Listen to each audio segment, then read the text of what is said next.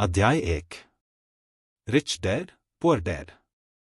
Robert Kiyosaki के अनुसार मेरे दो डैडी थे, एक अमीर और दूसरे गरीब। एक बहुत पढ़े लिखे थे और समझदार थे। वे पीएचडी थे और उन्होंने अपने 4 साल के अंडरग्रेजुएट कार्य को 2 साल से भी कम समय में कर लिया था। इसके बाद वे आगे पढ़ने के लिए Stanford university, university of Chicago तथा नॉर्थ वेस्टर्न यूनिवर्सिटी गए और यह सब उन्होंने पूरी तरह से स्कॉलरशिप के सहारे ही किया। मेरे दूसरे डैडी 8वीं से आगे नहीं पढ़े थे। दोनों ही अपने करियर में सफल थे। दोनों ने जिंदगी भर कड़ी मेहनत की थी। दोनों ने ही काफी पैसा कमाया था, परंतु उनमें से एक पूरी जिंदगी पैसे के लिए परेशान होता रहा। दूसरा हवाई के सबसे अमीर व्यक्तियों में से एक बन गया। एक के मरने पर उसके परिवार, चर्च और जरूरतमंदों को करोड़ों डॉलर की दौलत मिली। दूसरा अपने पीछे कर्ज छोड़कर मरा। मेरे दोनों डैडी इरादे के पक्के, चमत्कारी और प्रभावशाली थे। दोनों ने मुझे सलाह दी, परंतु उनकी सलाह एक सी नहीं थी। दोनों ही शिक्षा पर बहुत जोर देते थे, परंतु उनके द्वारा सुझाए गए पढ़ाई के विषय अलग अलग थे। अगर मेरे पास केवल एक ही डैडी होते तो मैं या तो उनकी सलाह मान लेता या फिर उसे ठुकरा देता। चूंकि सलाह देने वाले दो थे, इसलिए मेरे पास दो विरोधाभासी विचार होते थे, एक अमीर आदमी का और दूसरा गरीब आदमी का। किसी भी एक विचार को सीधे सीधे मान लेने या न मानने के बजाय मैं उनकी सलाहों पर काफी सोचा करता था, उनकी तुलना करता था और फिर खुद के लिए फैसला किया करता था। समस्या यह थी कि अमीर डैडी अभी अमीर नहीं थे और गरीब डैडी अभी गरीब नहीं थे। दोनों ही अपने करियर शुरू कर रहे थे और दोनों ही दौलत तथा परिवार के लिए मेहनत कर रहे थे, परंतु पैसे के बारे में दोनों के विचार और नजरिए एकदम अलग थे। उदाहरण के तौर पर एक डैडी कहते थे, पैसे का मोह ही सभी बुराइयों की जड़ है, जबकि दूसरे डैडी कहा करते थे, पैसे की कमी ही सभी बुराइयों की जड़ है। जब मैं छोटा था तो मुझे दोनों डैडियों की अलग अलग सलाहों से दिक्कत होती थी। एक अच्छा बच्चा होने के नाते मैं दोनों की बातें सुनना चाहता था। परेशानी यह थी कि दोनों एक सी बातें नहीं कहते थे। उनके विचारों में जमीन आसमान का फर्क था, खासकर पैसे के मामले में। मैं काफी लंबे समय तक यह सोचा करता कि उनमें से किसने क्या कहा, क्यों कहा और उसका परिणाम क्या होगा। मेरा बहुत सा समय सोच विचार में ही गुजर जाता था। मैं खुद से बार बार इस तरह के सवाल पूछा करता, उन्होंने ऐसा क्यों कहा, और फिर दूसरे डैडी की कही हुई बातों के बारे में भी इसी तरह के सवाल पूछता। काश मैं यह बोल सकता, हाँ, वे बिल्कुल सही हैं, मैं उनकी बातों से पूरी तरह सहमत हूं, या यह कहकर मैं सीधे उनकी बात ठुकरा सकता, बुड्ढे को यह नहीं पता कि वह क्या कह रहा है। चूंकि दोनों ही मुझे प्यारे थे, इसलिए मुझे खुद के लिए सोचने पर मजबूर होना पड़ा। इस तरह सोचना मेरी आदत बन गई, जो आगे चलकर मेरे लिए बहुत फायदेमंद साबित हुई। अगर मैं एक तरह से ही सोच पाता तो यह मेरे लिए इतना फायदेमंद नहीं होता। धन दौलत का विषय स्कूल में नहीं, बल्कि घर पर पढ़ाया जाता है। शायद इसीलिए अमीर लोग और ज्यादा अमीर होते जाते हैं, जबकि गरीब और ज्यादा गरीब होते जाते हैं, और मध्य वर्ग कर्ज में डूबा रहता है। हम में से ज्यादातर लोग पैसे के बारे में अपने माता पिता से सीखते हैं। कोई गरीब पिता अपने बच्चे को पैसे के बारे में क्या सिखा सकता है? वह सिर्फ इतना ही कह सकता है, स्कूल जाओ और मेहनत से पढ़ो। हो सकता है वह बच्चा अच्छे नंबरों से कॉलेज की पढ़ाई पूरी कर ले, फिर भी पैसे के मामले में उसकी मानसिकता और उसका सोचने का ढंग एक गरीब आदमी जैसा ही बना रहेगा। यह सब उसने तब सीखा था जब वह छोटा बच्चा था। धन का विषय स्कूलों में नहीं पढ़ाया जाता।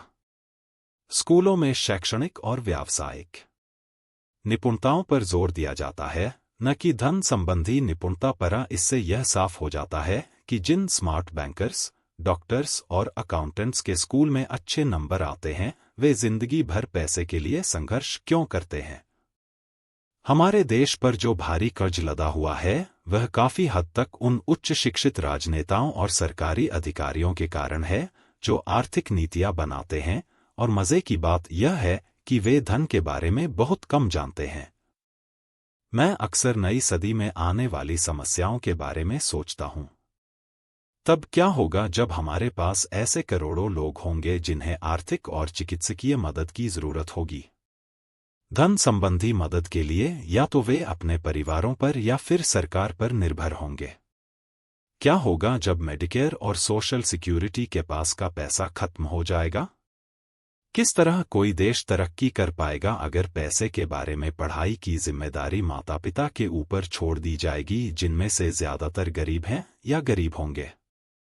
चूंकि मेरे पास दो प्रभावशाली डैडी थे, इसलिए मैंने दोनों से ही सीखा। मुझे दोनों की सलाह पर सोचना पड़ता था। इस तरह से सोचते सोचते मैंने यह भी जान लिया कि किसी व्यक्ति के विचार उसकी जिंदगी पर कितना जबरदस्त प्रभाव डाल सकते हैं। उदाहरण के तौर पर, एक डैडी को यह कहने की आदत थी, मैं इसे नहीं खरीद सकता। दूसरे डैडी इन शब्दों के इस्तेमाल से चिढ़ते थे। वे जोर देकर कहा करते थे कि मुझे इसके बजाय यह कहना चाहिए, मैं इसे कैसे खरीद सकता हूं। पहला वाक्य नकारात्मक है और दूसरा प्रश्नवाचक एक में बात खत्म हो जाती है और दूसरे में आप सोचने के लिए मजबूर हो जाते हैं। मेरे जल्द ही अमीर बनने वाले डैडी ने मुझे समझाया कि जब हम कहते हैं मैं इसे नहीं खरीद सकता, तो हमारा दिमाग काम करना बंद कर देता है। इसके बजाय जब हम यह सवाल पूछते हैं मैं इसे कैसे खरीद सकता हूं, तो हमारा दिमाग काम करने लगता है। उनका यह मतलब नहीं था कि आपका जिस चीज पर दिल आ जाए उसे खरीद ही लें। वे लगभग दीवानगी की हद तक अपने दिमाग को कसरत करवाना चाहते थे, क्योंकि उनके ख्याल से दिमाग दुनिया का सबसे ताकतवर कंप्यूटर है। मेरा दिमाग हर रोज तेज होता जाता है क्योंकि मैं इसकी कसरत करता रहता हूं। यह जितना तेज होता जाता है, मैं इसकी मदद से उतना ही ज्यादा पैसा कमा सकता हूं। उनका मानना था कि मैं इसे नहीं खरीद सकता कहना दिमागी आलस की पहचान है। हालांकि दोनों ही डैडी अपने काम में कड़ी मेहनत करते थे, परंतु मैंने देखा कि पैसे के मामले में एक डैडी की आदत यह थी कि वे अपने दिमाग को सुला देते थे और दूसरे डैडी अपने दिमाग को लगातार कसरत करवाते रहते थे। इसका दीर्घकालीन परिणाम यह हुआ कि एक डैडी आर्थिक रूप से बहुत अमीर होते चले गए, जबकि दूसरे डैडी लगातार कमजोर होते गए। इसे इस तरह से समझें कि एक व्यक्ति हर रोज कसरत करने के लिए जिम जाता है, जबकि दूसरा व्यक्ति अपने सोफे पर बैठकर टीवी देखता रहता है।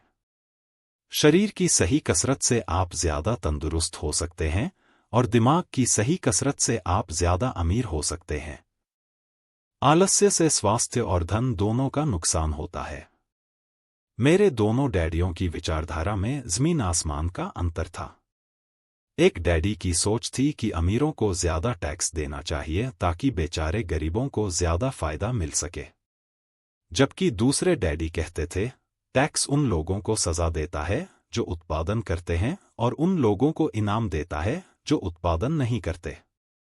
एक डैडी सिखाते थे मेहनत से पढ़ो ताकि तुम्हें किसी अच्छी कंपनी में नौकरी मिल जाए, जबकि दूसरे डैडी की सीख यह थी मेहनत से पढ़ो ताकि तुम्हें किसी अच्छी कंपनी को खरीदने का मौका मिल जाए।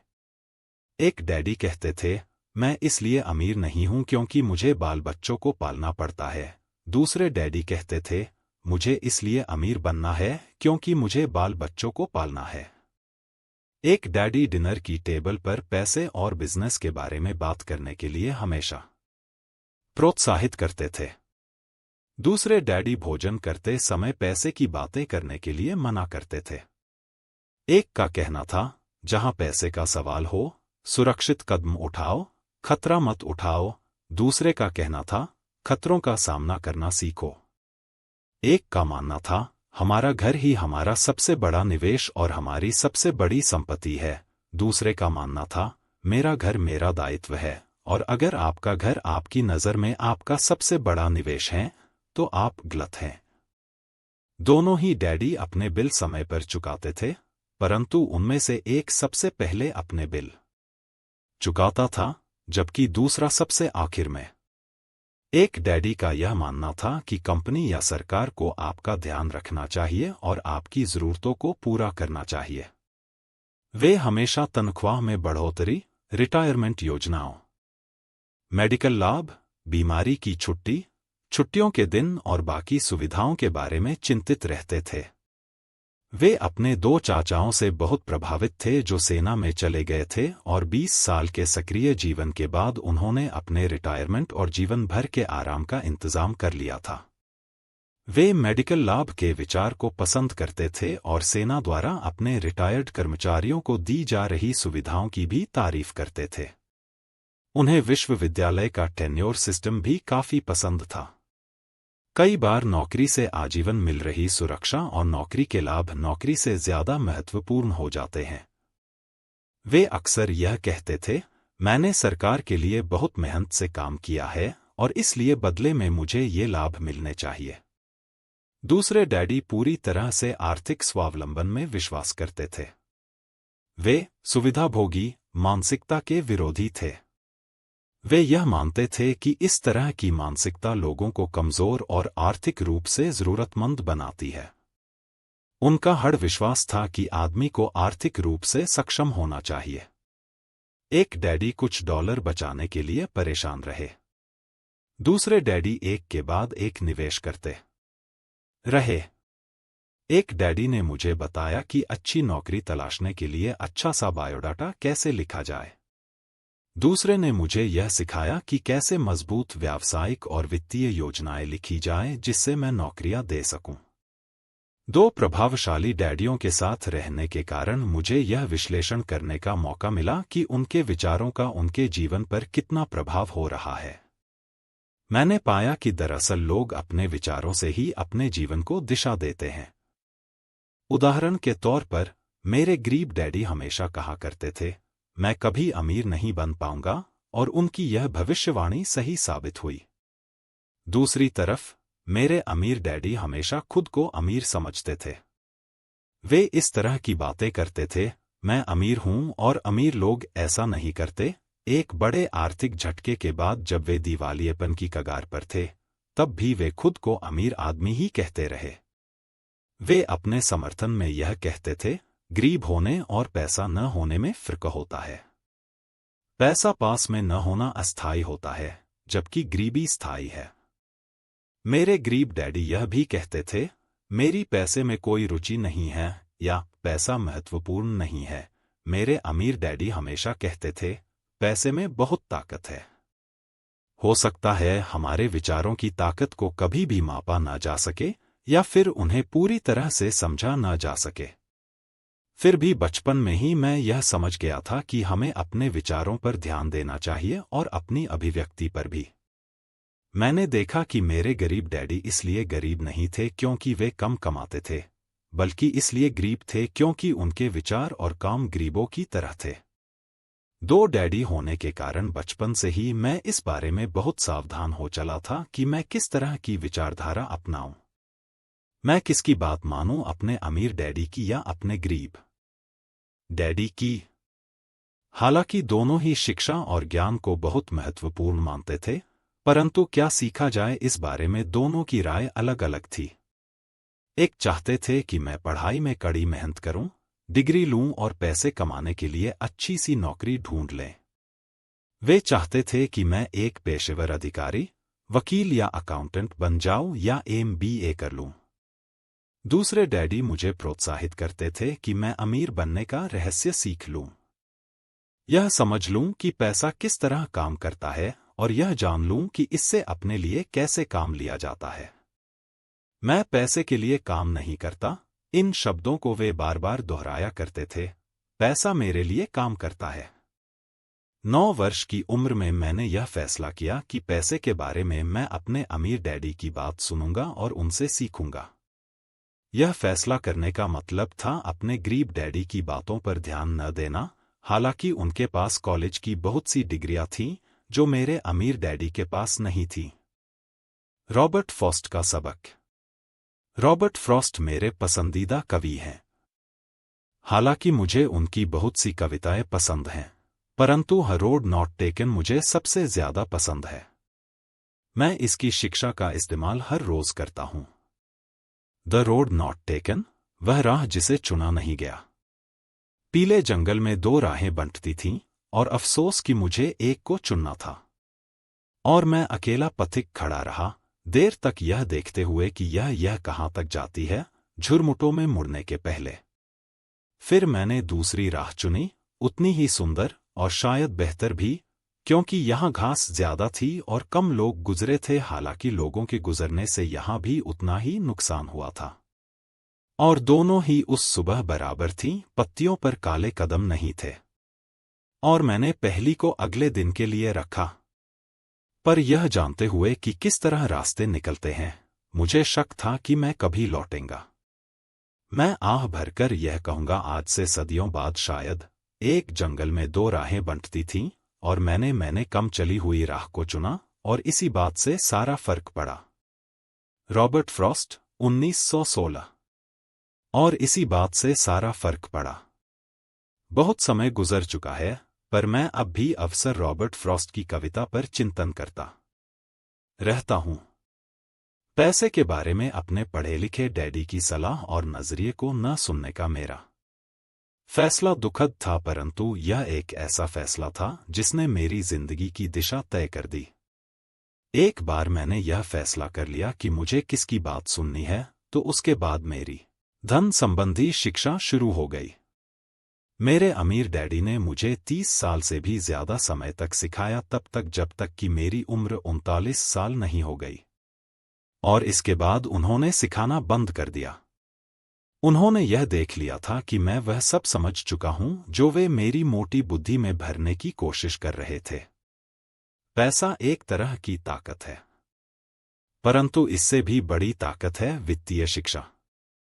पैसा तो आता और जाता रहता है, परंतु अगर आप यह जानते हैं कि पैसा किस तरह से काम करता है, तो आप ज्यादा ताकतवर हो जाते हैं और आप दौलत कमाना शुरू कर सकते हैं।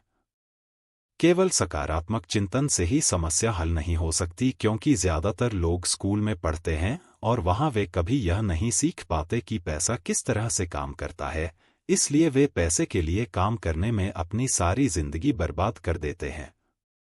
मेरी शिक्षा जब शुरू हुई थी तब मैं केवल 9 साल का था, और इसी कारण मेरे अमीर डैडी ने मुझे जो पाठ पढ़ाए थे वे बहुत आसान थे। और सारी बातों को छोड़कर विचार किया जाए तो उन्होंने मुझे 30 सालों तक कुल 6 महत्वपूर्ण पाठ पढ़ाए। यह पुस्तक उन्हीं 6 पाठों के बारे में है, और इसे भी उतना ही आसान बनाने की कोशिश की गई है जितना कि मेरे अमीर डैडी ने इन्हें मेरे लिए आसान बनाया था। यह पाठ आपके लिए जवाब की तरह नहीं लिखे गए हैं, बल्कि मार्गदर्शक की तरह लिखे गए हैं। ऐसे मार्गदर्शक जो ज्यादा अमीर बनने में आपकी और आपके बच्चों की मदद करेंगे, चाहे बदलती हुई इस अनिश्चित दुनिया में कुछ भी होता रहे। सबक 1, अमीर लोग पैसे के काम नहीं करते। सबक 2, पैसे की समझ क्यों सिखाई जानी चाहिए। सबक 3, अपने काम से काम रखो। सबक 4, टैक्स का इतिहास और कॉरपोरेशंस की ताकत। सबक 5, अमीर लोग पैसे का आविष्कार करते हैं। सबक 6, सीखने के लिए काम करें, पैसे के लिए काम न करें।